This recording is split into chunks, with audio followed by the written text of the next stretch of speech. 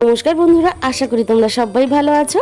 আর এরকম স্বাদের যদি একটা চিকেন কষা থাকে দুপুরে গরম গরম ভাতের সাথে বা রাতে রুটির সাথে, তাহলে কিন্তু একেবারে জমে যাবে। তাহলে আজকের রেসিপিটা শেষ পর্যন্ত দেখার জন্য তোমাদের কাছে আমার অনুরোধ রইল। প্রথমে আমি একটা মশলা বানিয়ে নেব। এর জন্য দিয়ে দিলাম 1 চামচ পরিমাণ ধনে ও 1 চামচ পরিমাণ জিরে। এবার দিয়ে দিলাম গোটা গরম মশলা জয়িত্রী, তারপরে দিয়ে দিলাম আমি কয়েকটা গোলমরিচ আর দিয়ে দিলাম একটা তেজপাতা। এরপর আমি এখানে দিয়ে দিচ্ছি কয়েকটা কাজু বাদাম আর দিয়ে দিলাম এখানে 1 চামচ পরিমাণ পোস্ত। এটাকে খুব ভালোভাবে হালকা করে নাড়াচাড়া করে নেব। এবার আমি এটাকে নামিয়ে ঠান্ডা করে নেব। ঠান্ডা হয়ে যাওয়ার পরে আমি মিক্সির জারের মধ্যে দিয়ে এটাকে খুব ভালোভাবে একটা পেস্ট বানিয়ে নেব। এখানে সামান্য পরিমাণ জল দিয়ে দিলাম।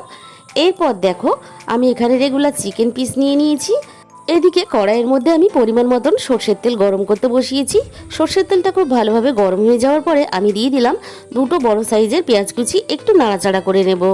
এরপর দেখো আমি একটা বড় সাইজের টমেটো কুচি এখানে দিয়ে দিলাম আর দিয়ে দিলাম স্বাদ মতো লবণ। লবণটা টমেটোর সাথে দেওয়ার জন্য টমেটো ও পেঁয়াজটা তাড়াতাড়ি নরম হয়ে আসবে। এবার একটু নাড়াচাড়া করে নিলাম আমি এখানে।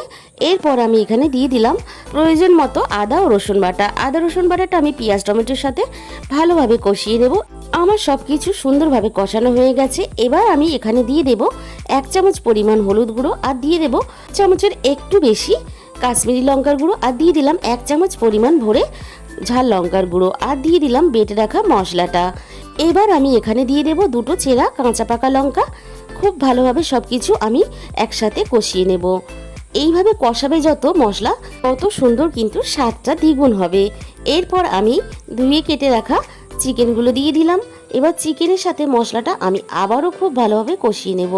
আর চিকেনের সাথে মশলা তুমি যত ভালোভাবে কষাবে তত কিন্তু চিকেনের স্বাদটা আরও দ্বিগুণ হয়ে যাবে। মশলার সাথে চিকেন কষাতে কষাতে চিকেনটা কিন্তু অনেকটাই সিদ্ধ হয়ে এসেছে। এবারে আমি এখানে দিয়ে দিলাম মিক্সির বাটি ধোয়া জল। এরপরে আমি সব কিছু খুব ভালোভাবে আবারও এইভাবে মিশিয়ে নেব।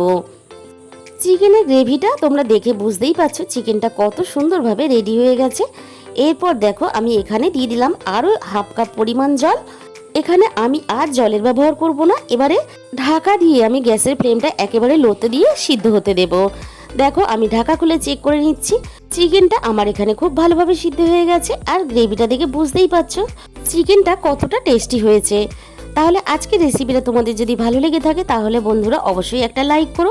আর যে সমস্ত নতুন বন্ধুরা আমার চ্যানেলে এসেছো তাদের কাছে আমার অনুরোধ রইল আমার রেসিপিটা ভালো লাগলে অবশ্যই চ্যানেলটাকে সাবস্ক্রাইব করে পাশে থেকো।